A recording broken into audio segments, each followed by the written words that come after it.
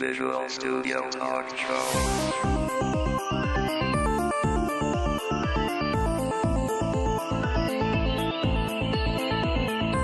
Visual Studio Talk Show est une présentation de Connexio, du groupe d'usagers Visual Studio de Montréal et de .NET Expertise. Visual Studio Talk Show. Bienvenue à une autre émission du Visual Studio Talk Show. Le podcast où on discute de construction de logiciels avec la technologie Microsoft.net. Mon nom est Mario Cardinal. On est le 8 mars. Le printemps commence à pointer à Montréal. Avec moi en studio, j'ai Guy Barrette, Éric Côté. Bonsoir Mario. Bonsoir Mario. Guy, quoi de nouveau, quoi de neuf de ton côté? J'ai commencé à travailler, à m'amuser un petit peu pour un projet d'un client potentiel avec Windows Workflow Foundation. Donc, j'ai commencé à débroussailler l'affaire, puis c'est vraiment extraordinaire. En tout cas, j'ai vraiment adoré ma première expérience avec le produit. Donc, c'est avec WinFX, là, ça va sortir dans le même time frame que Vista. Là, je vois des workflows là, partout dans ma soupe. Là, c'est fou. Éric, toi? Eh bien là, moi, ces temps-ci, je suis en train de monter un cours un peu plus de base pour des gens qui veulent apprendre le C# et le VB.NET, mais version 2.0. Parce que Microsoft, présentement, n'a pas d'offre de cours officielle sur ce curriculum-là. Alors, je suis en train de monter cette matière-là.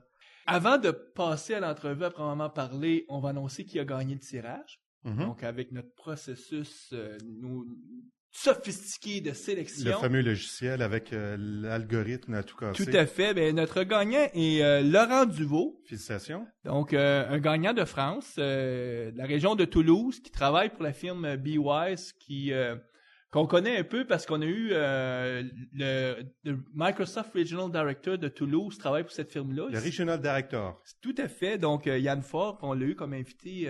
Qu'on salue. Bien oui. Puis, on en profite aussi pour saluer Laurent. Bon, on va contacter avec lui. On va le contacter pour lui indiquer comment obtenir son prix. C'est ça. C'est un abonnement d'1 an à la revue en ligne, le magazine en ligne levelextreme.net. Puis, on rappelle que tous les gens qui s'inscrivent vont être éligibles pour le tirage de l'entrée gratuite à la conférence DevTeach. C'est ça. Donc, pour vous inscrire, il y a un tirage pour l'émission d'aujourd'hui. Donc, on fait tirer ce soir un abonnement à la revue levelextreme.net. Et en même temps, tous les gens qui sont inscrits là, pour ces tirages-là dernièrement et prochainement, on va faire tirer une entrée finalement à la conférence DevTeach. Puis comme on rappelle toujours, c'est une entrée, mais ça ne paie pas le billet d'avion, ni l'hôtel, ce type de choses-là. Donc, c'est ça, les dépenses de transport. Donc, si vous êtes de l'extérieur de Montréal, les dépenses sont à vos frais. Soyez attentifs, à la fin de l'émission, on va vous donner le mot-clé. Donc, on va demander à notre invité de choisir le mot-clé. Puis on vous rappelle, vous allez sur la page web, vous nous envoyez un courrier en inscrivant le mot-clé, puis ça vous permet d'entrer pour être éligible pour le tirage. Besoin de parfaire vos connaissances des technologies Microsoft? Connexio vous offre la gamme des programmes de formation de Microsoft. Connexio, le carrefour du savoir au www.connexio.com. Assistez aux rencontres bimensuelles du groupe d'usagers Visual Studio de Montréal afin de parfaire vos connaissances des technologies.net et aussi afin de faire du réseautage. Pour l'agenda des rencontres, veuillez consulter le www.guvsm.net. .NET Expertise est un réseau de consultants indépendants et experts dans les technologies .NET de Microsoft. N'hésitez pas à contacter un de nos consultants experts en visitant le www.net-expertise.com. Retrouvez les liens exacts sur le site de visualstudiotalkshow.com. Martin. Oui. Ça fait 9 ans que tu es lead développeur chez Exceed. C'est ça. Donc, juste pour situer, premièrement, Exceed, qu'est-ce que c'est cette entreprise-là? C'est une entreprise qui a été fondée par 2 étudiants de l'Université de Montréal. Il y a de ça plus de 10 ans. Ça fait, je pense que c'est notre 11e année. Et puis, le premier produit que Exceed a sorti dans le temps, il y a de ça maintenant plus de 10 ans, c'était une librairie de compression zip en Delphi.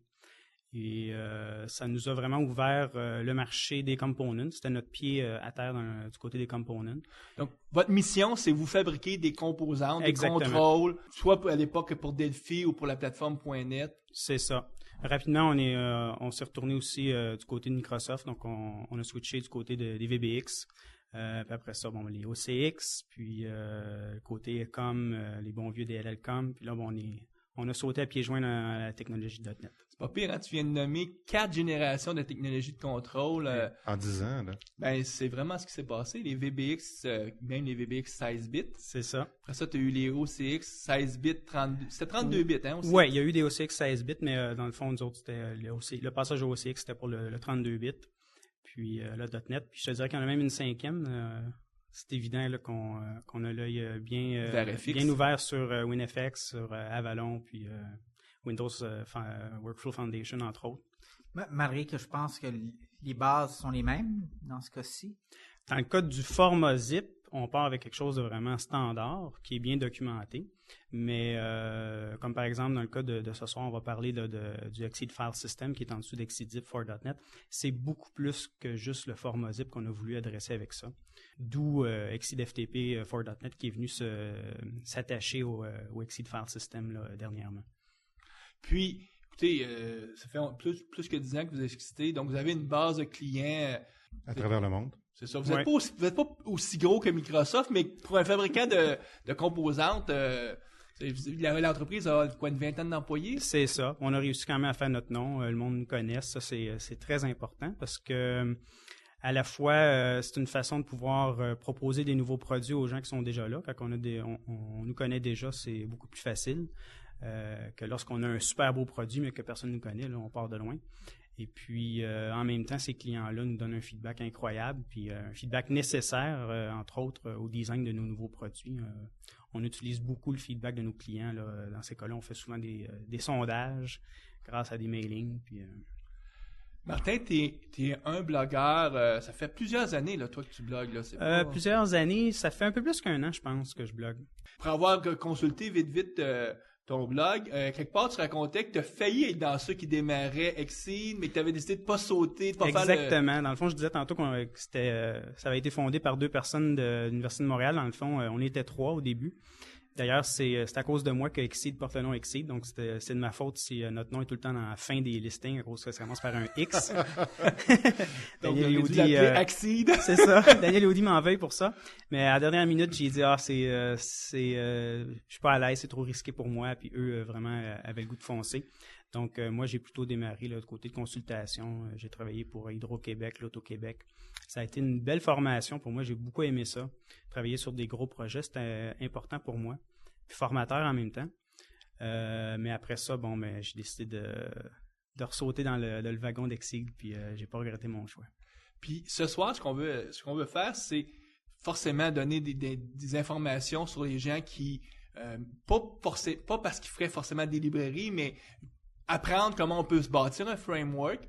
Donc, les principes ou les concepts de base qu'il faut savoir. Mais on va aller un peu plus loin que ça. On va raconter un peu l'histoire aussi de ce que tu as vécu. Le sujet qu'on va adresser ce soir, c'est le nom officiel de votre produit. Officiellement, c'est dur à dire parce que c'est plusieurs morceaux, mais officiellement, le nom du produit, c'est Exceed Zip for .NET. Maintenant, ça vient avec du support pour FTP, puis ça vient avec du support pour toutes sortes de fichiers, comme on va expliquer un peu. Donc, on peut dire que c'est tout ce qui touche la manipulation de données. De fichiers et de répertoires, oui. C'est une abstraction de ce que c'est un fichier, de ce que c'est un répertoire. Pas juste les fichiers et les répertoires qu'il y a sur notre disque dur. Il y a des fichiers et des répertoires ailleurs, comme par exemple depuis Windows 98 avec le PlusPack. Un fichier zip peut être vu comme un répertoire.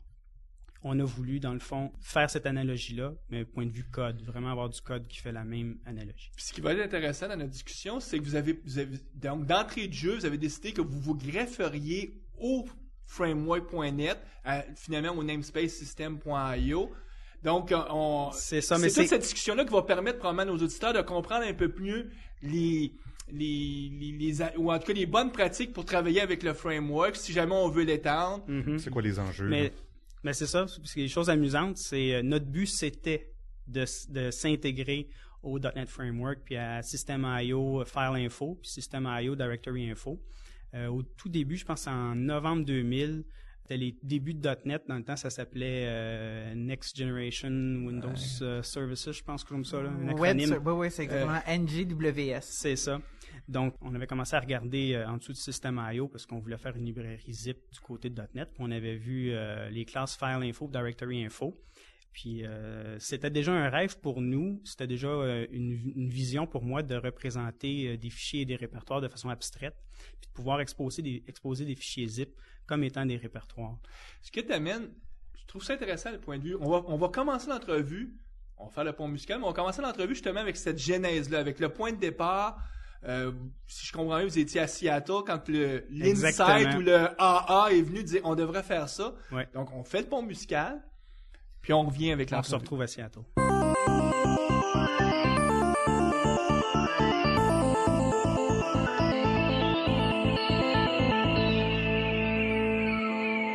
Donc, ce que tu me disais, Martin, on est fin des années 90, début de l'année 2000? Novembre 2000. Novembre 2000, vous êtes à Seattle, donc ça fait plusieurs années déjà que vous faites des composantes pour la plateforme Microsoft. Novembre 2000, c'est pas là le PDC où est-ce qu'on a annoncé justement la plateforme? Oui, je pense que c'est ça. C'est dans le fond, notre premier contact avec .NET, c'était en novembre 2000. Puis la semaine fatidique où on a décidé de partir Exquisite.NET avec le modèle objet qu'on a là présentement, c'était au printemps 2001. C'est ça, mais c'était pas le PDC. Le PDC, t'en es où? 2000, moi je me souviens, c'était à Orlando, j'étais là à ce PDC-là. Juste pour faire l'anecdote, quand je suis revenu du PDC, ça m'a pris un mois pour me faire une tête, mais j'avais décidé que je quitterais le monde Java pour sauter dans le monde .NET, en tout cas ce qui s'en venait .NET à l'époque, parce que j'avais été convaincu. Puis 5 ans, 6 ans plus tard, T'es encore là-dedans. C'est ça, je peux pas dire que je regrette mon choix. Donc, vous, quelques mois plus tard, vous êtes à Seattle. Puis là, vous prenez conscience qu'il va y avoir un espace de nom système.io, des classes, puis vous vous dites, on pourrait venir se greffer là-dedans. Exactement. On s'est dit, c'est l'opportunité de dériver de système.io, File Info et Directory Info. On met sur papier notre plan. On est vraiment excité par notre design. Et puis, lors de cette semaine-là, on parlait avec Kit George de Microsoft. Et puis, on travaillait avec le nouveau bêta, c'était un très alpha, on peut dire, de .NET Framework. Et puis, ça nous a frappé en pleine face. Ils avaient mis le mot-clé « sealed » sur File Info et Directory Info. Et là, on était abasourdi. Notre rêve était écroulé. Puis là, on a carrément fait venir Kit George dans notre bureau. On a demandé à lui parler et on a discuté pendant un bon 3/4 d'heure, 1 heure. Là. Il faut que vous ouvriez ça, patati patata. Finalement, Kit George a dit on peut pas. On peut pas ouvrir ça, point de vue sécurité, c'est pas les classes que vous voulez. Puis là, il nous a dit, puis c'est lui qui, dans le fond, qui nous a donné le coup de pouce, il nous a dit votre modèle objet, il est superbe, faites-le. Ben, justement, pour le bénéfice de nos auditeurs, là, t'as parlé de SEAL. On va juste clarifier cette histoire-là. Donc, les gens, quand ils bâtissent le framework.net, les gens de Microsoft, le langage, la plateforme, le langage te permet de pouvoir, on va dire, sceller, c'est-à-dire dire qu'une classe, on ne pourra plus faire d'héritage dessus. C'est comme dérivation. C'est ça. Gelé, donc quand on seal. Puis un des principes de ceux qui fabriquent justement le framework chez Microsoft, à toutes les fois que pour eux, ils pensent que le fait qu'on dériverait ou qu'on ferait une sous-classe d'une classe après créer de la fragilité, il faut dire que Microsoft a quand même beaucoup d'expérience parce qu'ils avaient vécu toute l'histoire du MFC. Pour ceux qui ne sauraient pas, le Microsoft Foundation. Puis on savait qu'à toutes les fois qu'ils changeaient de quoi, ça devenait très fragile. Donc ils se sont dit, on va geler ça. Puis vous avez demandé qu'il dégèle, mais il était hors de question qu'il le fasse. Il était trop tard. Mais là, vous avez le choix de soit vous rebâtissez tout à côté ou vous le faites pas. Puis là, il y a une décision stratégique qui se passe chez vous. T'as dit qu'il était trop tard, tu veux dire que si t'étais venu les voir 2 semaines avant, t'aurais peut-être pu Pas 2 semaines avant, mais si, disons, on avait été mis au courant de .NET avant le PDC de 1999, je pense. Donc, si on avait été mis au courant, ou 2000 plutôt, si on avait été mis au courant avant, peut-être qu'on aurait pu s'impliquer. Ça, j'en doute. Ils avaient probablement une idée quand même déjà assez claire de où est-ce qu'ils s'en allaient. Et puis, c'est sûrement des raisons de sécurité qui ont fait en sorte qu'ils ont décidé de mettre ces classes-là sealed. Donner juste une idée, par exemple, des genres de contraintes qu'ils peuvent avoir. Pour optimiser la lecture, peut-être que les autres, ils font ça dans des threads, donc ils ont des worker threads. Mais quand tu as des worker threads, si tu permets de faire de l'héritage, ceux qui héritent, après, ils sont pas conscients qu'il y a des worker threads, donc tu peux avoir tous des effets de barre qui vont arriver pour vraiment déstabiliser. Puis pour Microsoft, après ça, de trouver des bugs. Donc pour eux autres, ils sont mieux de sceller, de dire, nous, on contrôle on sait que ici on a mis des sémaphores, mais on n'est pas capable de transporter les sémaphores dans tes classes sécurité, par exemple. C'est le genre de contraintes qu'ils peuvent avoir. C'est ça. Donc, nous, on a carrément décidé de réinventer la roue, ni plus ni moins. On a recréé nos propres classes de base pour représenter un fichier, un répertoire, et des classes dérivées pour représenter des fichiers sur le disque dur, et aussi d'autres classes dérivées pour représenter d'autres fichiers répertoires situés un peu partout, dont dans des fichiers zip. Puis là, à ce moment-là, la première chose que vous aviez décidé, c'est est-ce que vous allez étendre l'espace de nom system.io que votre librairie offrirait, ou si vous seriez dans un espace de nom qui serait sous Exceed? Ça, il n'y a pas eu vraiment de choix. C'est pas vraiment une bonne approche, et même, je pense que c'est impossible d'utiliser le namespace system. Puis, juste pour il est une réservé question... à Microsoft. Ouais, juste pour une question de en fait, branding. c'est possible, mais c'est pas une bonne pratique. C'est ça, c'est pas une bonne pratique. Et côté marketing non plus, c'est pas une bonne pratique. On voulait mettre le nom d'Exceed quelque part dans le namespace et non pas dans le nom des classes. Donc, en ayant un namespace qui commence par Exceed, ça permet d'avoir un bon branding, puis quand même d'avoir un bon contrôle du namespace. Parce qu'un namespace trop populé, c'est pas bon non plus pour les clients, pour l'interface. Ça nuit beaucoup à la visibilité des classes qui sont utiles. Dans le fond, le namespace a une utilité, point de vue, montrer ce qui doit être à montrer, puis cacher ce qui doit être caché. C'est quoi les scénarios, mettons, les plus... Il y a sûrement beaucoup de scénarios, mais les scénarios les plus classiques là, que vous vouliez permettre de traiter en faisant ce nouveau système de, pas sérialisation, mais de manipulation de données? Ouais. Dans le fond, une librairie qui fait des fichiers zip, qui permet de créer des fichiers zip ou d'extraire des fichiers zip, il y a beau avoir beaucoup de features en arrière de tout ça.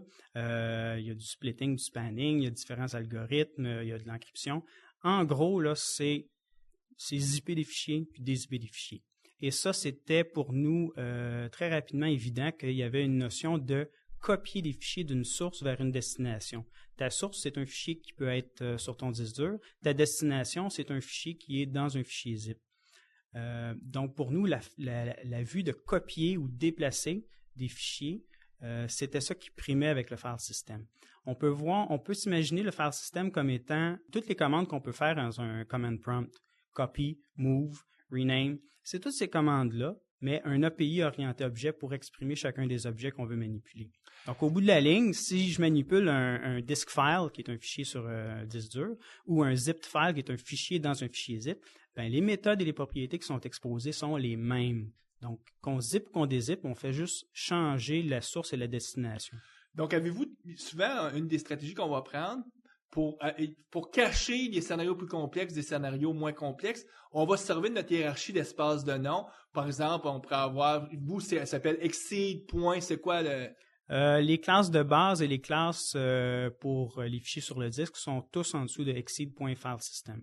OK. Donc, tout ce qui est utile est en dessous de Exceed.filesystem. Avez-vous fait un .filesystem, un autre nom pour avoir des scénarios? Notre façon de fonctionner, c'est de toujours avoir un namespace qui fit avec le DLL, l'assembly. OK. C'est très important pour nous que les namespaces aient une logique avec les références qu'on utilise pour qu'on ne soit pas perdu. Telle classe est située dans quel DLL au juste, quel DLL je dois référencier. Donc, pour nous, c'était évident qu'on voulait avoir des classes de base puis les classes, le core dans exceed.filesystem.dll, donc le namespace exceed.filesystem, mais toute la partie zip est dans le namespace exceed.zip, donc dans le DLL exceed.zip.dll. OK. Puis, on s'entend, pour le framework.net, ce n'est pas cette stratégie-là que Microsoft ont pris. Ils n'ont pas décidé, eux autres, de mettre... Des fois non. Ils ont mélangé bien des choses. Puis dans le fond, pour le .NET 1.0, il y a des petites inconsistances ici et là.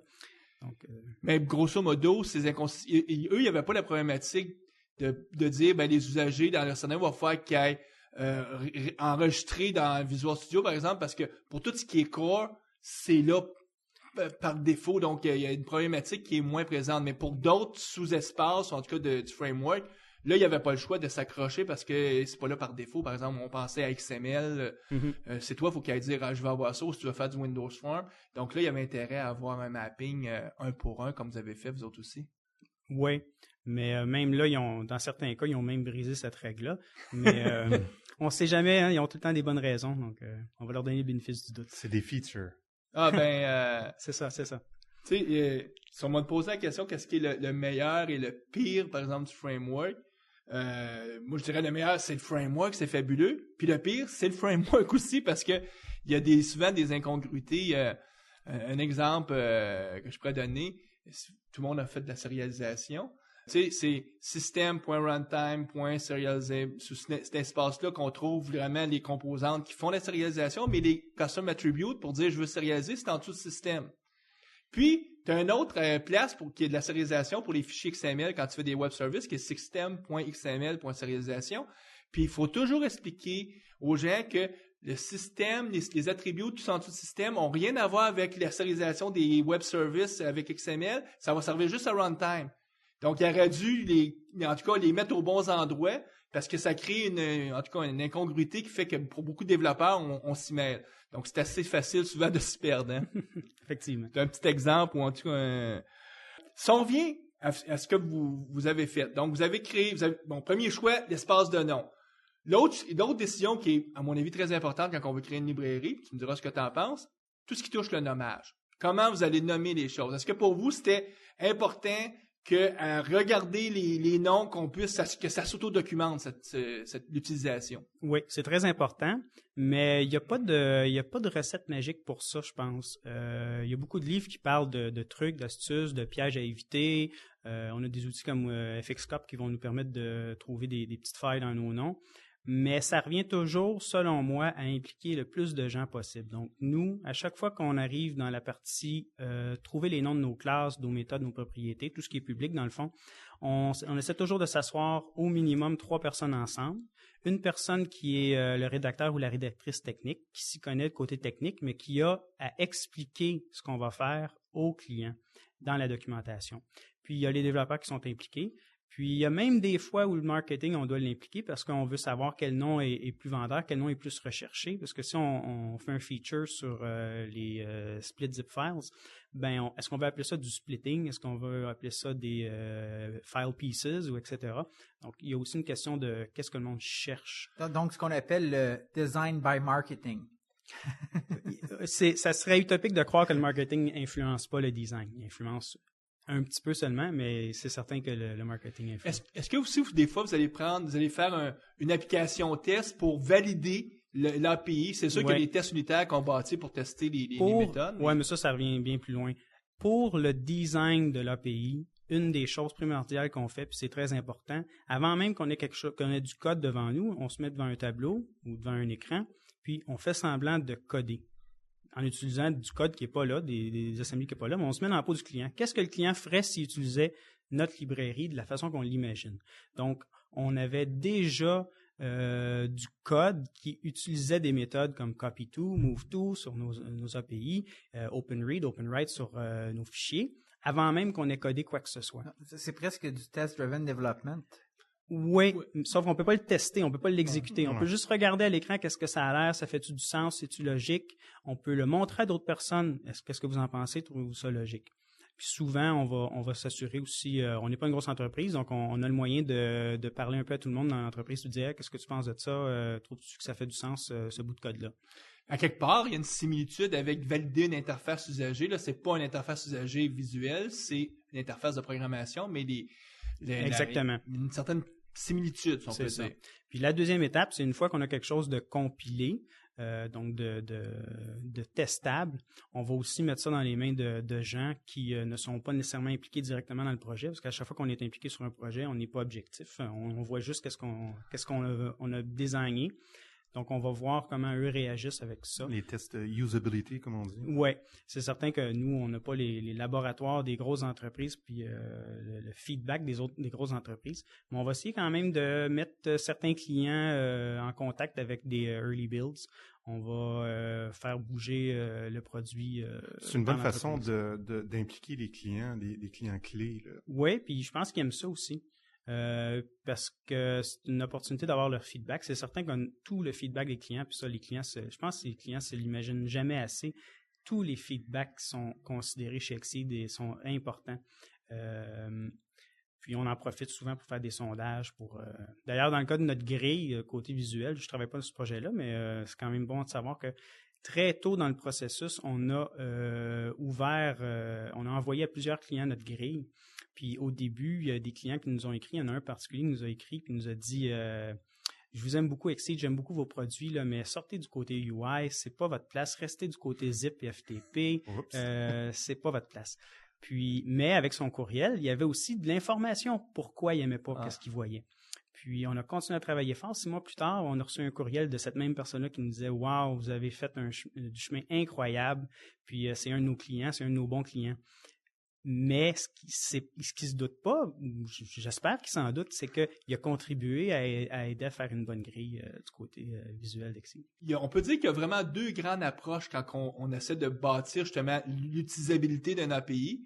Il y a l'approche que dans le vocabulaire, on dit par composant, en tout cas orienté composante. Oui, d'ailleurs, du côté de nos produits ActiveX, c'est une interface comme, on appelle ça feature-based. Le pattern le plus classique, c'est tu crées ton objet, tu sets des attributs, tu appelles des méthodes. Donc, create, ça génère des événements. Ouais. Puis il y a des événements, entre autres, qui sont générés, puis tu réponds. Exactement. Donc ça, c'est l'approche orientée composante. Est-ce que c'est cette approche-là que vous avez pris ou versus l'autre approche qui serait plus orienté objet, qui fonctionne par subclassing ou par...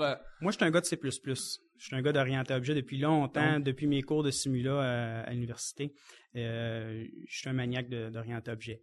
Et quand j'ai eu mon premier contact avec le .NET Framework, ça a été pour moi vraiment une révélation de dire enfin un API orienté objet. La réalité, c'est que c'est un API qui a de l'orienté objet, qui est surtout du namespace-based API.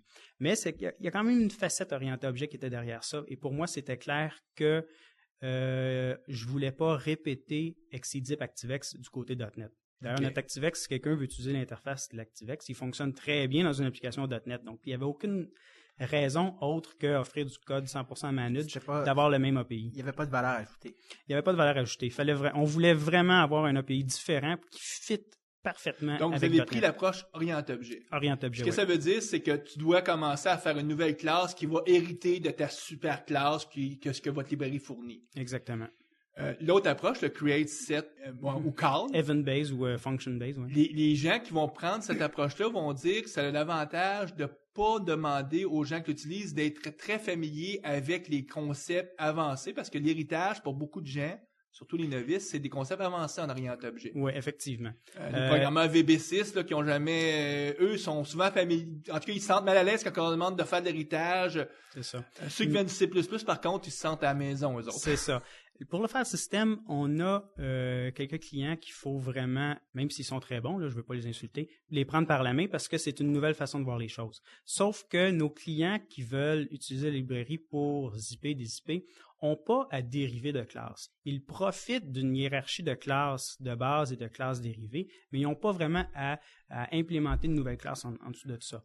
Il y a l'opportunité. C'est ça qui est le fun avec une approche orientée objet avec du côté de .NET versus ActiveX, c'est que là, on offre une possibilité à d'autres clients qui voudraient de dériver de nos classes pour offrir d'autres fonctionnalités. Puis encore plus, nous-mêmes, on est clients de notre propre librairie parce que présentement, on est en train de travailler, on va sortir très bientôt, il y a peut-être du monde qui ne le savent pas, mais on va sortir très bientôt le support des fichiers tar et gzip. À même le file system encore une fois, on était nos propres clients parce qu'on devait dériver des mêmes classes dans des assemblies séparées. Donc, il n'y a pas de magie. On était comme un client nos clients auraient pu eux-mêmes implémenter les nouveaux assemblies qu'on va fournir prochainement. Mais là, l'information que tu viens de me donner est importante. Les gens, le scénario de base pour les utilisateurs novices, c'est pas de faire d'héritage, c'est de faire vraiment une instantiation de l'objet que vous fournissez. Ce qu'ils ont à comprendre, c'est que deux classes différentes, deux instances de classes différentes qui sont en train de manipuler, ce sont les deux la même classe de base. C'est ça qu'ils ont à comprendre lorsqu'ils travaillent avec le Exceed File System. Mais ils n'ont pas besoin de dériver de nos classes. À ce moment-là, est-ce que vous avez eu à réfléchir à fournir peut-être une factory ou bien vous avez dit non, on va se reposer juste sur les principes d'orienté objet d'instanciation pure? Oui, non, c'est un principe vraiment d'instanciation pure. Puis dans le fond, le modèle dictait ça. Je veux manipuler un fichier sur mon disque dur, ben je me crée un nouveau disk file. Je veux manipuler un répertoire dans un fichier zip, je me crée un nouveau zipped folder. Donc, il y avait pas vraiment on n'avait pas besoin de rajouter cette complexité-là pour rien. Ou en tout cas, pas créer de la complexité pour rien. Pour les bénéfices des auditeurs qui se demandent de quoi on parle, là, Factory, c'est quand on a un objet qui contient une méthode genre create instance, donc qui va, souvent elle commence par create, elle va nous retourner un objet. Donc, souvent, cette classe-là, on va appeler ça une fabrique, une factory. En fait, je sais pas si c'est important pour l'entrevue, mais en dessous d'Exceedif for .NET, on utilise ce pattern-là beaucoup parce que si quelqu'un a deux instances différentes de fichiers dans le même fichier zip, en dessous, on veut manipuler le même fichier sur le disque dur, par exemple. Donc, en dessous, on va fonctionner avec un handle factory, on appelle ça les handlers. Puis ça va nous permettre de manipuler différents fichiers à même une même archive sans qu'il y ait de la complexité ajoutée pour le client. Je comprends tout de suite. Je vois le but, c'est que tu vas être sûr que tu en as juste une en mémoire parce que tu as un seul fichier, sinon tu pourrais te retrouver avec tous des problèmes de synchronisation et tout, ça serait l'enfer. Exactement. Donc, vous avez décidé de prendre cette approche-là. Une autre approche, ça aurait pu être aussi de dire on va fonctionner avec des threads, donc de demander au système d'exploitation de fournir, mais là, ça aurait été... Non, même avec les threads, il y avait des lacunes. Donc, il fallait vraiment qu'il y ait une notion d'avoir un handler unique, peu importe le nombre d'instances. Puis votre fabrique, grosso modo, ce qu'elle vous donne aussi, c'est le concept d'un singleton, parce que chaque fichier il a une seule instance. Exactement. OK, je comprends. C'est quand même intéressant, je pense, pour les auditeurs, en tout cas, parce que en discutant, ça nous permet un peu de voir comment fonctionne votre classe. Tu dis, vous avez rebâti faire l'info, dire info. Quelqu'un qui utilise la librairie de manipulation de données de Exceed, est-ce qu'à ce moment-là, s'il a juste besoin d'ouvrir un fichier, lire un fichier texte, est-ce qu'il va prendre votre librairie ou il va retourner à system.io?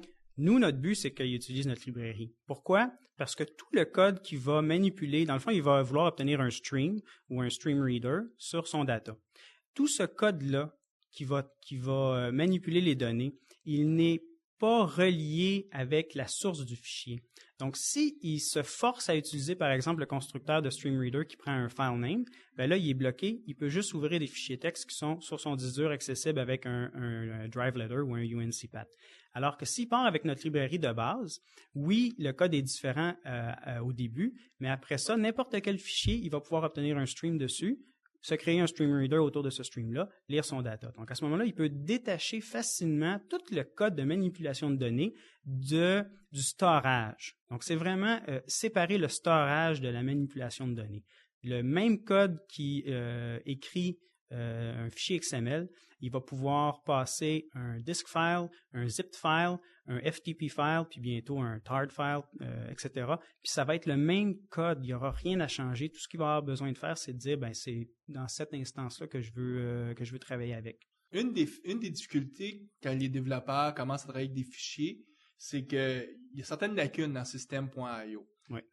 Entre autres, on demande par exemple un scénario très simple, ouvre un fichier texte, lit les lignes. Oui. Beaucoup de développeurs ils vont avoir de la misère à trouver qu'est-ce qu'il faut qu'ils utilisent. Oui. S'ils utilisent votre librairie, ça ressemble. Est-ce que ça va être simple? On travaille main dans la main avec System.io Stream. OK. Nos fichiers, lorsqu'on les ouvre en lecture, en écriture, ça continue de retourner des streams, comme n'importe quel API en dessous de File Info. Le stream est quand même le roi en dessous de System.io. Le nom de la méthode pour lire s'appellerait quoi? Read ou? OpenRead. OpenRead. OpenRead, ça tourne dans un stream en lecture sur un fichier. Ce stream-là, tu peux le passer à un stream reader.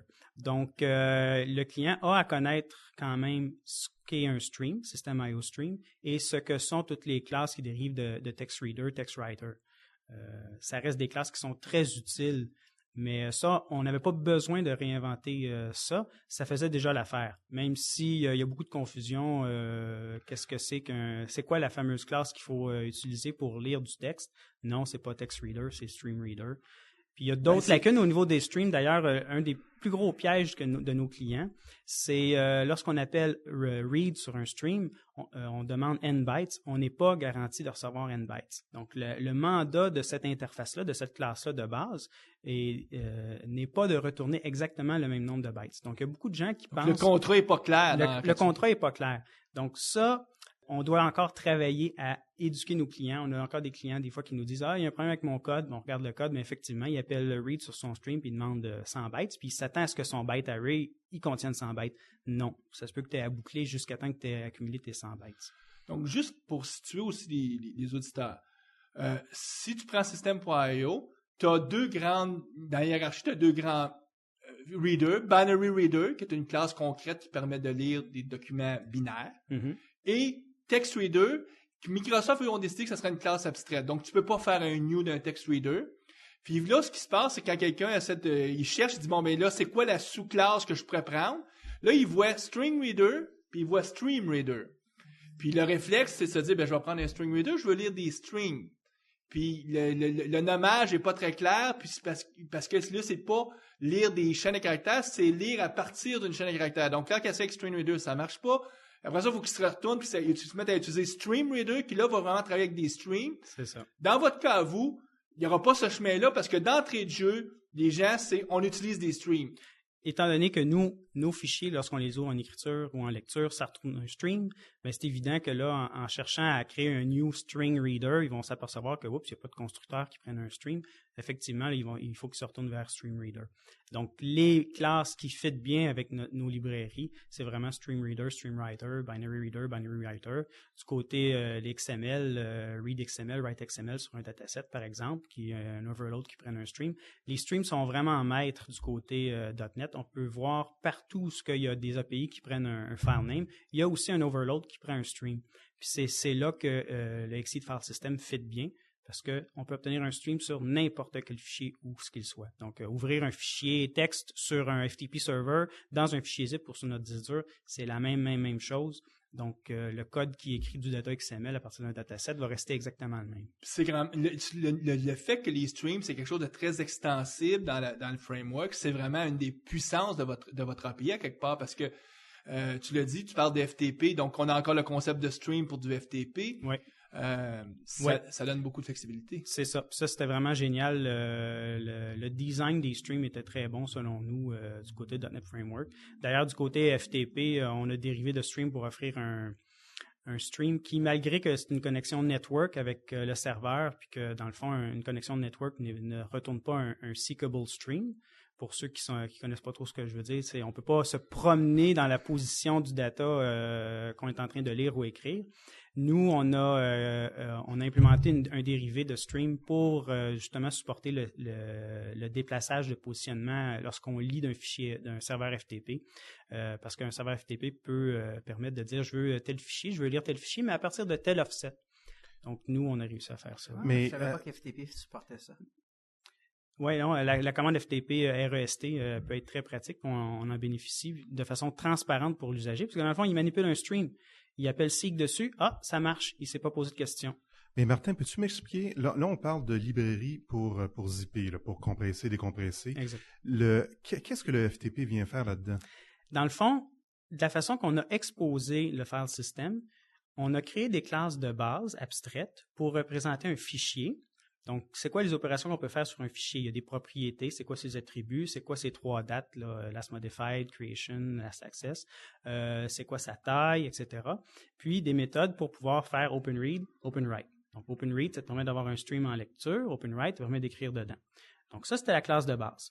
De ça, on a dérivé des classes pour exprimer c'est quoi un fichier sur ton disque dur, donc un disk file. C'est les mêmes méthodes et propriétés qui sont exposées. Et on a aussi dérivé des mêmes classes abstraites, une classe qui s'appelle zipped file, qui a les mêmes propriétés et méthodes. Donc, on peut ouvrir un fichier qui est stocké dans un fichier zip de la même façon qu'on ouvre un fichier qui est stocké sur ton disque dur. Okay. Lorsque Exceed FTP est arrivé, puis c'est juste dernièrement, ça fait, je pense, à peine 6 mois qu'on a implémenté la partie file system à notre librairie FTP. Dans le fond, on a dérivé de la même classe abstract file pour avoir une classe FTP file qui expose les mêmes méthodes, les mêmes propriétés. Donc, ça devient aussi facile d'ouvrir en lecture un fichier sur un serveur FTP que d'ouvrir un fichier local. Donc, votre librairie a évolué, là, est partie de... Oui, c'est important justement dans notre modèle de base qu'elle évolue et qu'elle puisse évoluer. C'était un modèle objet pour pouvoir exposer de façon abstraite les fichiers répertoires, mais pouvoir aussi l'augmenter au fur et à mesure des années. Donc, prochainement, dans quelques semaines, on va sortir le support pour les fichiers tar et gzip de la même façon. C'est des classes qui dérivent de abstract file et abstract Puis folder. là, si je te suis bien, on a parlé de FTP, en tout cas la partie stream qui fait la vraie job, mais vous pourriez même étendre ça pour du HTTP. Exactement. Je pense par exemple à WebDAV. Exactement. Ça fait partie des choses qu'on a tout le temps eu dans notre pipeline. On n'est pas une entreprise de 100 employés, donc c'est évident que si on était plus gros, on aurait déjà le support HTTP. On aurait les idées folles qu'on a, accéder à un fichier dans Exchange. Ce serait le fun d'avoir un Exchange file, pouvoir accéder à n'importe quel fichier dans un attachement d'un courriel, comme si c'était un fichier. Je loue en lecture, j'ai un stream. Wow! Ça serait vraiment génial. On peut penser à plein de scénarios comme ça qui sont assez fous. On y va petit par petit. Si le file system réussit vraiment à percer, on va vraiment pouvoir mettre de plus en plus d'énergie à implémenter des nouveaux mondes. Mais chose encore meilleure, nos clients peuvent le faire dès maintenant. On a des clients, je pense, on n'a pas beaucoup de clients qui ont profité de dérivés d'eux, mais on a des clients qui ont fait des choses pour Visual Source Safe, par exemple. Avoir un abstract file, un abstract folder, des dérivés de ça pour accéder à des fichiers, des projets dans SourceSafe, par exemple. Donc, on pourrait le faire pour le gestionnaire de code source de Team System. Exactement. C'est vraiment notre but, c'est qu'ils grossissent et on l'a designé pour pouvoir faire en sorte qu'ils grossissent. On sait aussi que, par exemple, SharePoint, le serveur, tu peux avoir des fichiers qui sont déposés là, puis entre autres, je pense que c'est WebDAV. Donc, ça pourrait être une façon de pouvoir exposer ces documents-là comme que étant ça soit juste des répertoires. WebDAV, que ça soit les notions d'attachement SOAP qu'on pourrait supporter, exposer comme un fichier. Il y a plein d'idées folles. Pourquoi je te parle de WebDAV, c'est que tu sais qu'Exchange supporte WebDAV, hein? Donc, vous pourriez faire deux pierres deux coups. Donc, parce que c'est un API qui est pas bien connu. On pense mais Exchange supporte WebDAV directement depuis version 2000, je pense. Donc, déjà un bon bout de temps. Donc, vous avez bâti, c'est une approche, essentiellement, vous n'êtes pas à contre-courant du framework. Vous êtes vraiment dans la même philosophie. Oui, mais en même temps, il reste en moi une espèce de deuil, point de vue, le vrai API orienté objet. .NET a des belles facettes orientées objet. Avec l'arrivée de .NET 2.0, des generics, ça a encore une autre belle façon de voir ça, mais il y a encore beaucoup de morceaux qui ne sont qu'une façon hiérarchique de représenter un API. À part du côté UI, où ce qu'on peut vraiment profiter de dérivés d'eux, c'est pas tout le temps exposé de façon très évidente que le .NET Framework peut être adressé comme un API orienté objet. Donc, le file system de ce côté-là, des fois, on a encore des clients qui sont, je dirais pas réticents, mais qui n'ont pas le premier réflexe.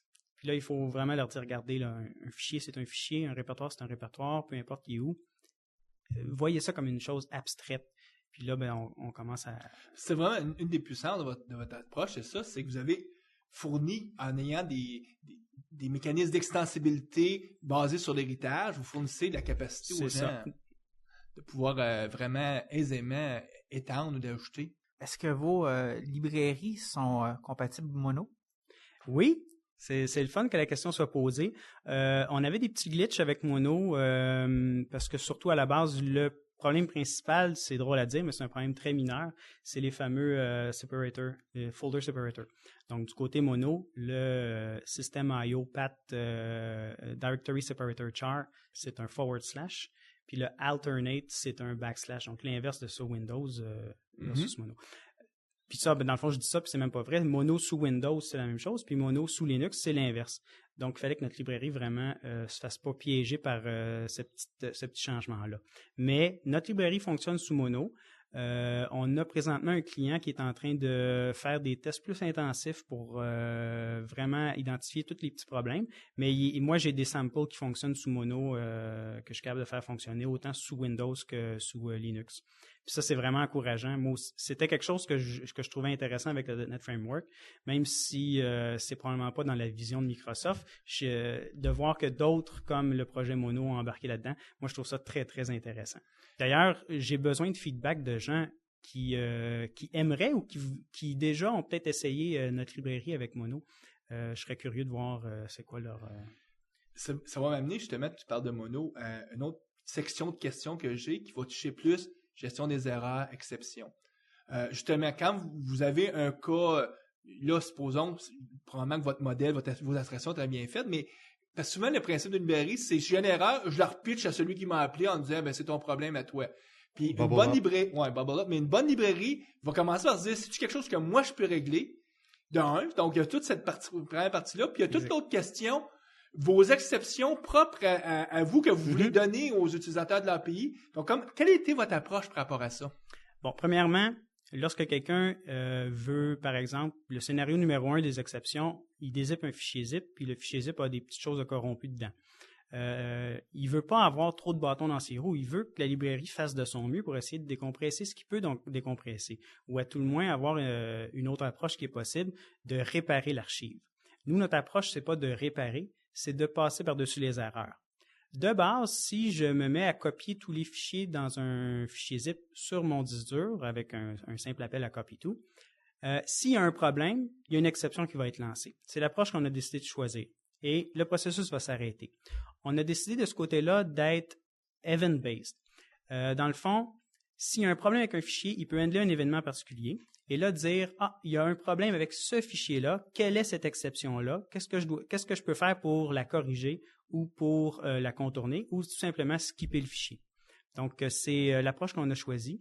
Il handle un événement, il décide « mais pour ce fichier-là, ignore l'erreur. » Donc, il peut dire à notre librairie « ignore l'erreur, passe au suivant. » Donc, ça, c'est l'approche qu'on a choisie. Donc, vous ne générez pas toujours une exception. À l'occasion, vous allez pouvoir générer un événement à la place en disant... C'est ça. Mais l'événement, ce qui est bien, c'est que l'événement dit il y a une exception qui est sur le point d'être retournée. Ah, OK. Donc, si tu n'handles pas l'événement, la méthode que tu as appelée va te retourner une exception et le processus va être arrêté. Donc, si tu ne comprends pas trop l'API, tu vas avoir l'exception quand même qui va être raisée. Exactement.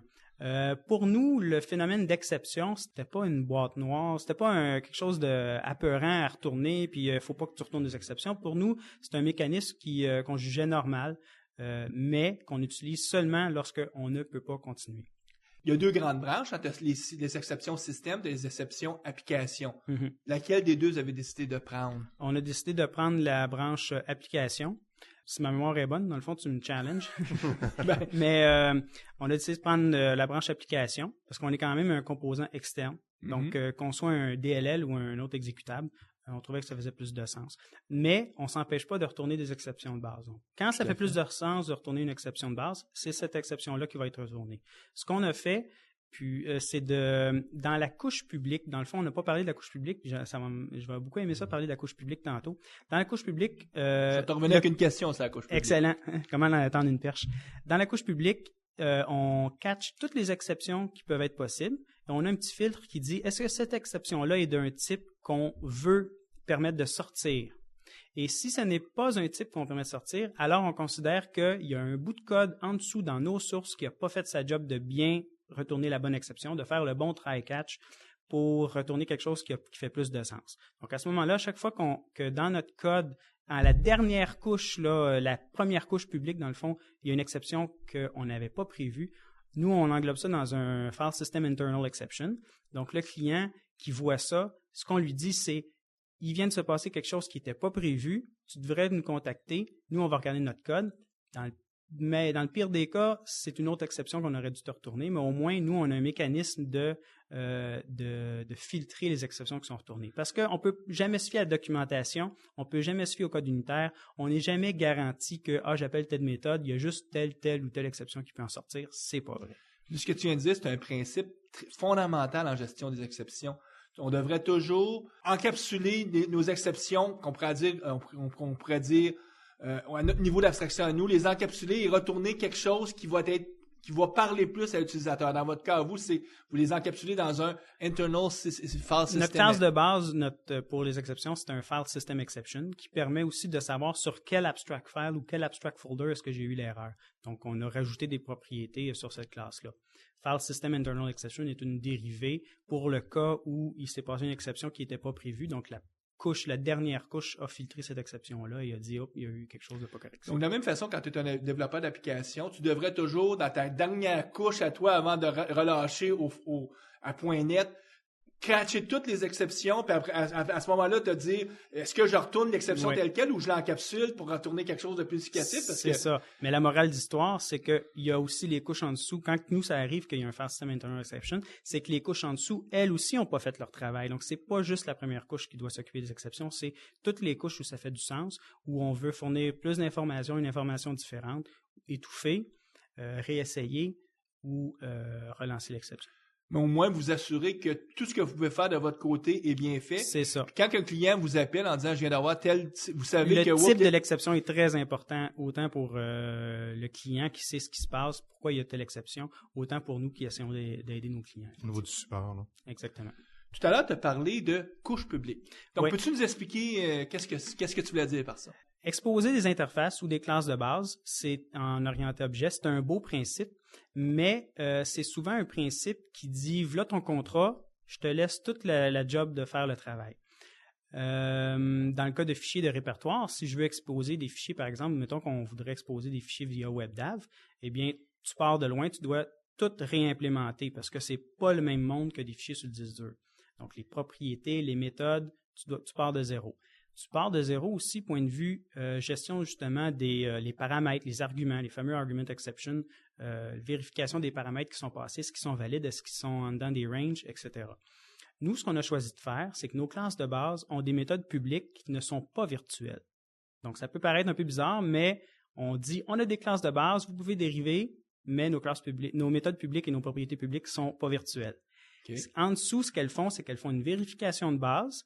Elles font le fameux try-catch qui filtre les exceptions. En dessous, elles appellent les worker methods, si on peut dire, qui, elles, sont des méthodes protected qui sont virtuelles. Et c'est ces méthodes-là qu'on a simplement besoin de dériver, de overrider dans les classes de base. Et encore plus, il y a des méthodes qui sont déjà une implémentation de base dans certains cas, il y a des vérifications de base dans certains cas, ce qui permet à la personne qui dérive de nos classes abstraites de implémenter vraiment le minimum et de aussi pouvoir asserter de conditions plutôt que de faire de la vérification puis trouver des exceptions. Ils peuvent asserter, dire la couche publique a déjà vérifié ça, donc je suis dans une situation où je peux m'attaquer au gros du problème. Puis là, ce que tu viens de dire, c'est fondamental quand tu designes un framework. Je vais y revenir, je vais en reparler parce que je veux vraiment que nos auditeurs comprennent.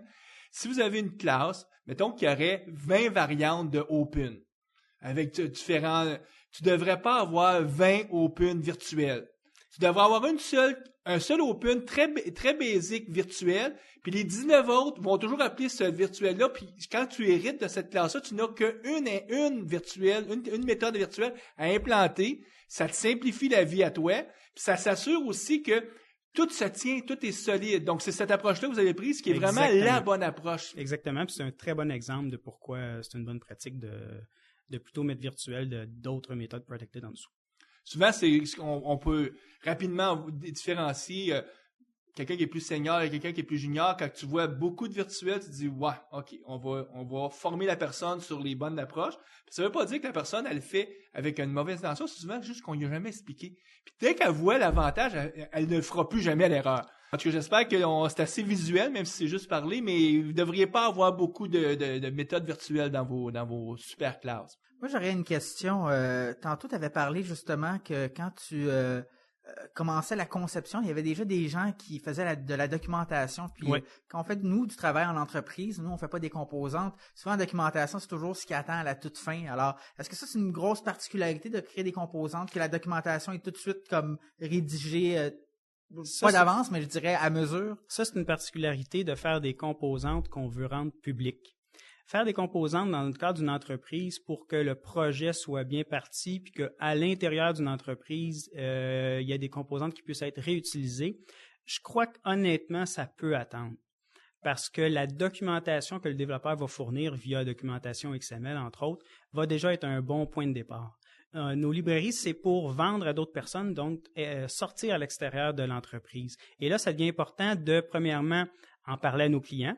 Nos clients quand on veut leur en parler, ils veulent pas juste des binaires, ils veulent aussi de la documentation.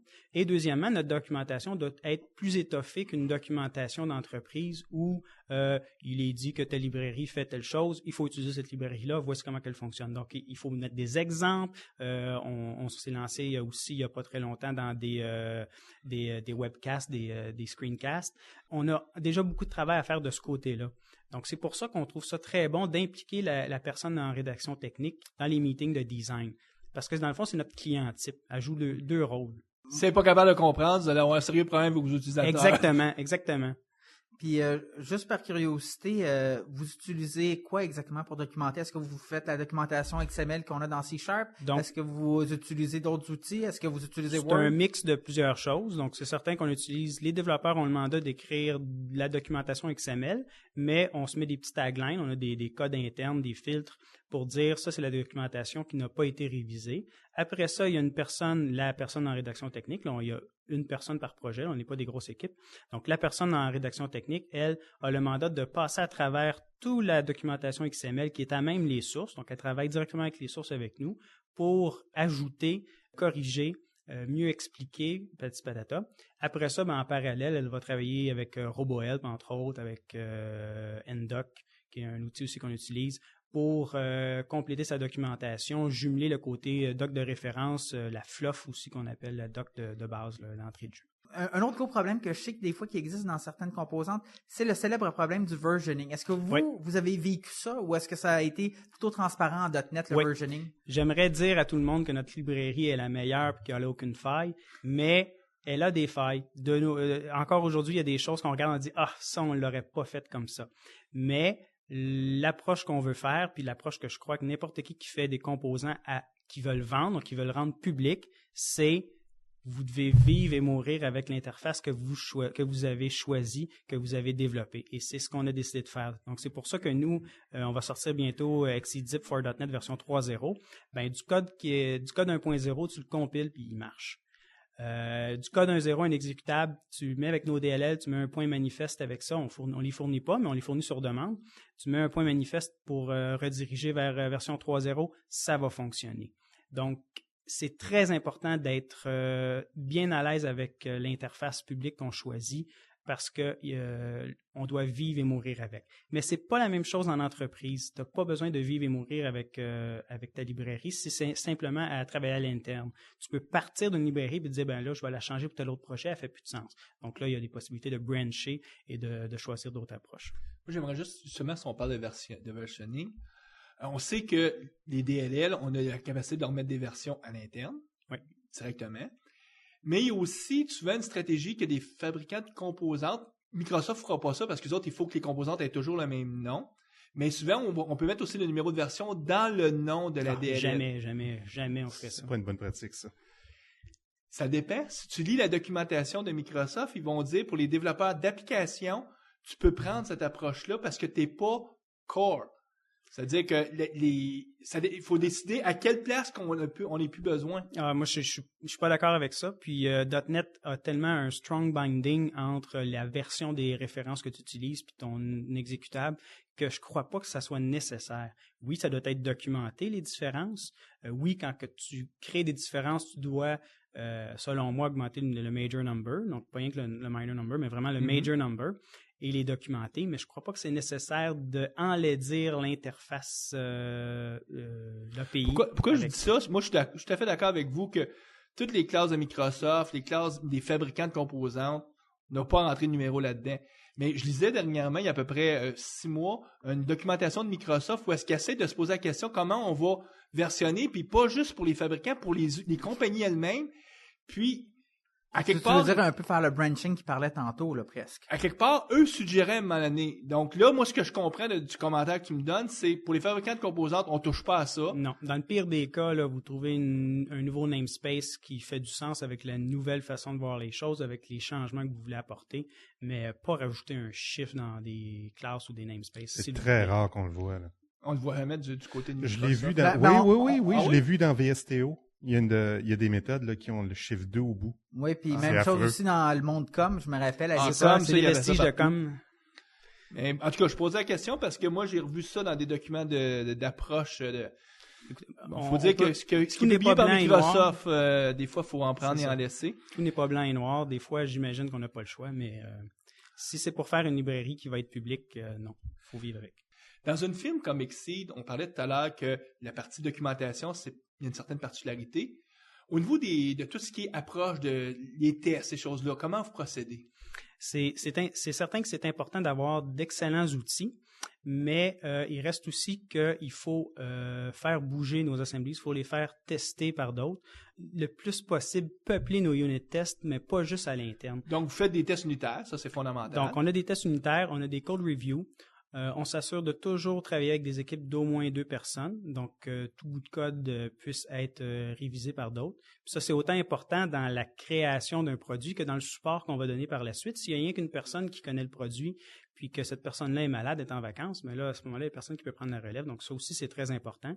Donc, des unit tests, des code reviews, fournir les DLL en version bêta à nos clients pour qu'eux puissent nous donner du feedback, qu'on puisse peupler encore plus nos units. La question qui tue. Dans la version 2 du .NET Framework, on a maintenant une classe qui s'appelle Compress Stream. Est-ce que maintenant votre produit est rendu caduc? Non, du tout. C'est une classe qui dérive de Stream. Donc, ça s'occupe juste de compresser et décompresser un inner stream qu'on passera en paramètre. Donc, c'est vraiment pas une notion de fichier et répertoire qui est exposée. C'est vraiment juste la partie compression. Au contraire, on pourrait se demander, nous, à l'interne, est-ce qu'on voudrait offrir une solution qui, au lieu d'utiliser notre propre Compress Stream, qu'on a inventé bien avant Microsoft, vouloir avoir une version, par exemple, qui utilise le Compress Stream de .NET 2.0. Présentement, c'est pas dans nos plans parce que, premièrement, il n'y a pas vraiment de fine-tuning de compression level qui est possible dessus. D'ailleurs, deuxièmement, son compression ratio est affreux. C'est une classe qu'on a décidé de faire efficace, le plus rapide possible pour une solution manage, mais qui n'offre pas les mêmes compression ratios que l'algorithme de deflate qui est en dessous de la compression zip est capable de faire. Donc, ça fait la job pour des... Ça fait la job pour la compression. Ça ferait honnêtement très bien la job, mettons, un HTTP client qui voudrait faire la partie décompression d'un HTTP response qui a été compressé avec deflate ou gzip. Ça fait la job de décompression. Mais pour monter une application là, qui est vraiment solide... Pour le moment, ça fait pas encore la job. Ça offre pas du tout... C'est pas du zip, là. C'est vraiment juste la partie compression. Ce qui serait bien un jour, c'est que Microsoft a dit, bon, quand on va offrir non, quelque chose... Non, ça serait pas bien. Non, mais qu'ils vous le licencent à vous. Ah oui, ça serait bien. On sait qu'il y a certains de vos compétiteurs qui ont une source de revenus qui rentrent de Microsoft direct comme ça, hein? Oui. Donc, ça pourrait être intéressant. Martin, si tu avais des conseils à donner à quelqu'un qui veut commencer une librairie, un framework, là, soit dans une entreprise ou soit pour bâtir un petit logiciel, ce serait quoi les conseils de base? Bon, premièrement, quand c'est en entreprise puis c'est un milieu clos, faut avoir peur des changements, mais pas trop. C'est-à-dire que c'est un milieu où la librairie peut quand même avoir des breaking changes jusqu'à une certaine limite. Il faut quand même avoir une très bonne idée de l'interface publique d'entrée de jeu pour éviter ces breaking changes-là. Puis si en plus cette librairie-là est vouée à être sortie publiquement, ben là, c'est tolérance zéro. Donc, c'est très important d'avoir un modèle qui, sur papier, se tient. Il faut se mettre dans la peau du client, c'est très important. Moi, vraiment, le truc que j'ai donné tantôt de dire, on ouvre notre pad, puis on fait semblant d'écrire du code comme si la librairie existait, même si elle n'existe pas. Puis de partir de ça comme modèle, je trouve ça un outil très important. Donc ça, c'est un bon départ. On est dans notre pad, on fait semblant de coder, puis on dit, ce serait quoi l'idéal? Exactement. Il faut que tu aies des scénarios. Des scénarios clairs et précis, nombreux scénarios. Confronter les différents scénarios, parce que des fois, on dit « Ah, on pourrait prendre telle approche pour tel scénario », mais là, ça vient à l'encontre de tel autre scénario, puis ça brise un peu le modèle. Donc, c'est vraiment de mettre à l'épreuve le modèle avant de commencer à coder ce qui est sérieux. On peut commencer à coder quand même au début, mais avant de vraiment se plonger ou avant de laisser sortir cette librairie-là, il faut vraiment que la partie publique soit très solide. Puis comme vous le faites en groupe, sur un tableau blanc. Donc Exactement. là, les idées sortent. Exactement. Puis là, on se challenge un l'autre. Exactement. C'est vraiment le design, c'est du brainstorm. C'est il y a souvent pas d'ordinateur impliqué. C'est un crayon feutre puis un tableau. C'est du papier. C'est parler ensemble puis de là sortent les meilleures idées. Exactement. Les idées pour l'interface publique. Il y a rien qui s'implémente comme ça. Mais l'interface publique, c'est la sortie numéro 1. C'est là qu'il faut commencer. Il n'y a pas de magie. On peut mettre à l'épreuve après grâce à des outils, mettre à l'épreuve grâce, par exemple, à FXCOP. On n'a pas beaucoup parlé, mais FXCOP est un outil très important pour vraiment s'assurer qu'on ne brise pas des règles, que ce soit des règles de nomenclature ou des règles vraiment de sécurité. Mais il faut bien partir pour bien terminer. En terminant, Martin, aurais-tu un blog, un livre, quelque chose pour nos auditeurs qui voudraient approfondir encore plus ce type de... Ou en tout cas, une question. L'auditeur qui rêve de travailler dans une compagnie qui fait des composantes, y a-t-il un chemin plus particulier qu'on doit prendre pour se rendre là ou le hasard de la vie fait qu'on se retrouve... Non, parce qu'en bout de ligne, envoyer des CV à Exceed. Oui, c'est ça. En bout de ligne, tu es un développeur. Donc, je pense que c'est des ressources pour développeurs qui sont importantes. Il faut se tenir à jour au point de vue développement, il faut se tenir à jour au point de vue technologie. Moi, j'aime beaucoup les blogs, les RSS feeds. Je suis abonné à beaucoup de feeds RSS. Ce que je peux recommander, dans le fond, c'est une place où on a beaucoup d'informations et de nouvelles, c'est larkware.com. Mm-hmm. On pourra donner le lien là, sur votre site. Puis un blogueur que j'admire beaucoup, que je respecte beaucoup, c'est Scott Anselman, anselman.com. Cette personne-là est très reconnue comme blogueur, puis j'imagine a beaucoup de pression parce il y a beaucoup de lecteurs, mais c'est quelqu'un que j'admire beaucoup, que j'aimerais sûrement rencontrer un jour, puis que je lis assidûment. Il est plus du côté ASP.NET, mais souvent ce qu'il va raconter sur son blog va m'être utile. Oui, très intéressant. C'est un des Regional Directors. Donc, il vient de lancer avec Carl Franklin un podcast qui s'appelle Ansel Minutes, qui est vraiment intéressant. D'ailleurs, je voudrais prendre l'antenne que j'ai pour dire, j'ai écouté le premier podcast de Scott Anselman, Ansel Minutes, le premier, puis je dois avouer que j'ai pas été tendre à son égard. J'ai pas aimé le premier podcast. Et il était comme un bloc de bois, là. C'est ça. J'y ai pas dit que j'ai écouté les autres, mais j'ai écouté les autres, puis je dois lever mon chapeau. C'est rendu dynamique, très intéressant. On peut choisir les épisodes qu'on aime ou qu'on n'aime pas. Moi, tout le côté Media Center, ça m'intéresse pas, donc je passe par-dessus ces épisodes-là. Mais il y a des épisodes très intéressants. Il y a un épisode sur Mono, d'ailleurs. Donc, c'est un podcast. Si vous aimez les podcasts, moi, je commence à pogner la piqûre là, le matin dans mon auto. Mais si vous êtes amateur de podcast, vous l'êtes si vous écoutez ça présentement, ça en est un bon. Donc, dans quelques mois, tu vas refaire une autre entrée dans ton blog en disant, finalement, les podcasts, parce qu'il y a quoi, 4-5 mois, tu as peut-être tes premières expériences avec les podcasts, c'est, je sais pas où est-ce qu'il y a la valeur s'y ajouter, mais à l'usage, on va peut-être t'avoir.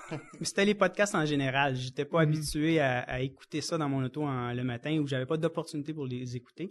Mais là, j'ai commencé à le faire le matin, puis je trouve ça vraiment intéressant.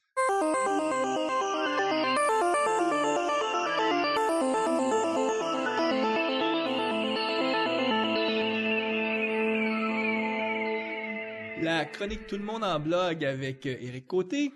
Donc, Éric, qu'est-ce que tu as de bon à nous dire pour commencer sur le GUVSM? Donc, qu'est-ce qui s'en vient?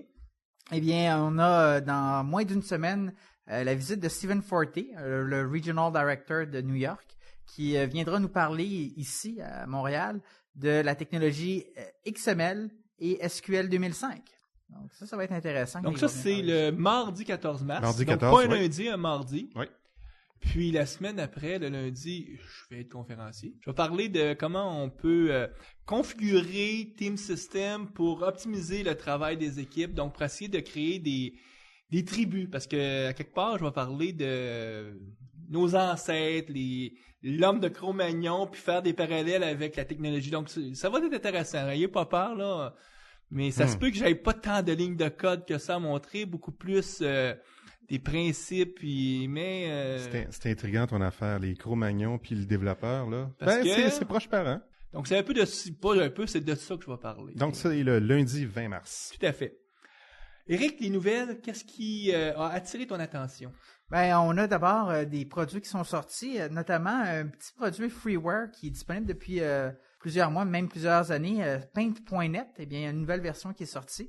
C'est un produit qui est assez remarquable parce que ça a été d'abord développé par des étudiants pour remplacer le programme Paint. Et puis maintenant, ces gens-là travaillent chez Microsoft. Puis ils continuent par leur temps libre de mettre à jour le logiciel en question. Et c'est je je pourrais dire que c'est quelque chose d'assez robuste. Hein, à première vue, ça a l'air de rien, mais on y regarde de plus près puis on s'aperçoit que c'est un vrai produit complet pour développer. D'ailleurs, mon fils de 3 ans le met à l'épreuve régulièrement. C'est son logiciel de dessin. Quand il va sur l'ordinateur, là, il sait où l'icône, il démarre ça puis il s'amuse avec Paint.net.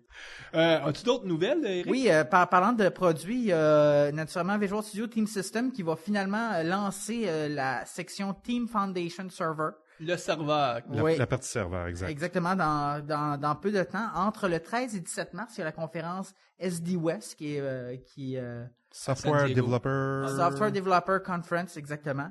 Et là, le produit va être finalement lancé officiellement. Il y a quelques personnes que je connais qui vont mettre la main dessus rapidement, ça c'est certain. On n'a pas nommé Guy, hein? Autre chose, Eric? Pendant qu'on y est, il y a beaucoup de rumeurs à propos d'un petit produit de Microsoft qui s'appelle Origami, qui serait un peu le rêve que tu avais exposé il y a quelques mois, c'est-à-dire d'avoir un vrai ordinateur portatif multimédia que tu pouvais amener dans ton lit. Comme ça se veut comme un mélange, un mi-chemin entre un tablette PC et un Newton, quelque chose comme ça. Exactement. Pour l'instant, à cause que c'était encore à l'étape de rumeurs, on n'a pas tous les détails. Parce que Microsoft a commencé une campagne virale. Il y a un site là, qu'on va mettre sur la page du podcast où il y a une publicité, puis on dit des petites choses, mais on dit pas de tout. On nous le montre pas, puis le produit va être lancé là, dans les prochaines semaines. Mais ça semble-t-il, c'est quelque chose qui est plus gros qu'un Pocket PC, mais qui est plus petit qu'un tablette PC. Oui, tout à fait. Puis c'est même plus petit que... Moi, mon tablette PC, c'est un 8 pouces, un form factor. Puis en tout cas, ce que je peux voir, ça a l'air plus comme un 6-7 pouces. Donc... Ça a l'air de rouler Windows XP. Donc, c'est pas mal intriguant. Exactement. Alors ça va être à surveiller. D'ailleurs, parlant de vidéos, il y a toutes sortes de vidéos qui ont sorti dernièrement. Il y a une émission que Microsoft développe qui s'appelle The Code Room et à l'intérieur de cette émission-là, ils ont invité certaines personnes qu'on a déjà vues auparavant au DevTeach ou au TechEd et ils ont fait une émission sur la sécurité où est-ce qu'ils simulent des hackers qui volent un casino de Las Vegas. Ça montre un petit peu les enjeux, là. Puis ce qu'ils font, c'est qu'il y a une équipe de hackers, là. C'est des MVP, donc c'est tous des MVP. Des gens qu'on connaît sécurité. à l'occasion. Oui. Et puis, donc, il y a une équipe qui simule des hackers, il y a une équipe qui simule les personnes qui vont...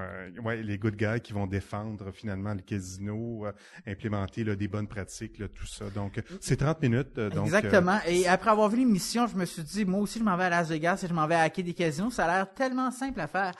Ouais, ça a l'air facile à faire. Hey. En parlant de vidéo, il y a quelque chose de le fun là, qui vient de sortir en Angleterre. Oui, exactement. Il y a une émission britannique qui s'appelle The IT Crowd qui est sortie il y a quelques semaines et on est capable de retrouver sur Internet des enregistrements qui flottent. Et ça m'a fait beaucoup rire. En fait, le premier épisode que j'ai écouté, je l'ai écouté un peu à moitié. Et là, je me suis aperçu que c'était très drôle. Et puis, j'ai écouté en rafale les 6 épisodes de la première saison parce que ça m'avait tellement épaté. Et, c'est hilarant. C'est de l'humour british, là. Exactement. C'est si l'histoire... vous aimez ce style d'humour-là. Ouais, la situation est assez simple. C'est tout simplement une équipe de IT dans une grande entreprise qui est composée d'un nerd. Oui, de deux individus qui sont extrêmement nerds, oui. et d'un boss qui connaît rien à l'informatique. Exactement, un gestionnaire qui connaît rien en informatique. Ce qui est tout à fait réaliste. et le pire, c'est que en écoutant l'émission, on s'aperçoit que oui, malheureusement, beaucoup des situations nous semblent très familières. Puis, mais en gros, c'est ça. Puis ils vivent dans une sorte de sous-sol où est-ce que finalement, à chaque fois qu'ils reçoivent un appel téléphonique de support, ils commencent en déclenchant le téléphone en disant « Bonjour, avez-vous essayé de rebooter votre machine? » Ouais, c'est même enregistré. Moi, j'avais lu le blog de Guy, puis il fallait un après-midi que je paye mes comptes. Ça arrive, hein, au moins tous les mois, faut payer les comptes. Donc, le genre de tâche très plate. Puis, donc, j'ai pas pu résister. J'ai dit, OK, je vais écouter ça. Tant qu'entre payer les comptes puis se divertir, on choisit toujours les divertissements. Puis, moi aussi, j'ai accroché assez rapidement parce que l'humour british, j'ai toujours été quelqu'un qui adorait Monty Python et compagnie. Ben, ma femme a même monté en haut et disait, qu'est-ce qui se passe? Pourquoi tu ris? Puis là, quand on m'a vu en train d'écouter une émission, elle dit, ben, t'es pas supposé de travailler? C'est bien drôle, en tout cas. Juste pour ceux qui sont en Angleterre, peuvent le télécharger directement. Puis d'ailleurs, dans le monde, il faut utiliser des services. On là, va comme- vous donner un hyperlien là, pour aller les chercher. Tout à fait. Oui, finalement, 2 dernières petites nouvelles rapidement. Microsoft a maintenant plus de 5000 brevets dans son portfolio. Donc, c'est une date mémorable qui a été, je pense, c'est la semaine dernière là, qu'ils ont atteint ce nombre-là. Mais c'est encore loin du 25 000 brevets de IBM, qui est encore le champion toute catégorie côté brevet. Ce qu'on a besoin, là, c'est de choisir le mot-clé pour que des gens qui veulent venir s'inscrire pour le tirage. Donc, on te laisse choisir un mot-clé. Qu'est-ce serait un bon mot-clé? Je peux te prendre un nom de classe avec un namespace? Parfait. Le mot de clé, ça va être system.io.stream.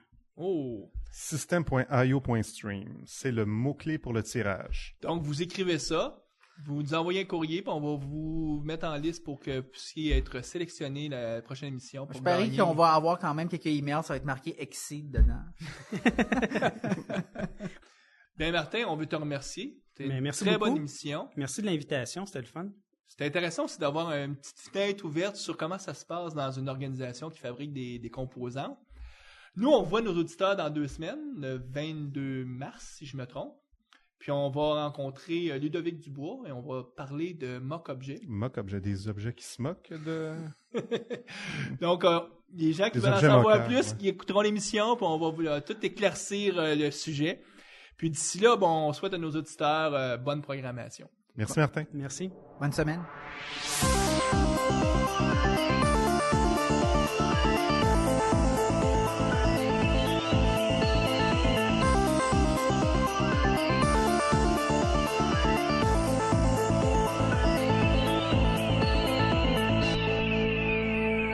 Visual Studio Talk Show.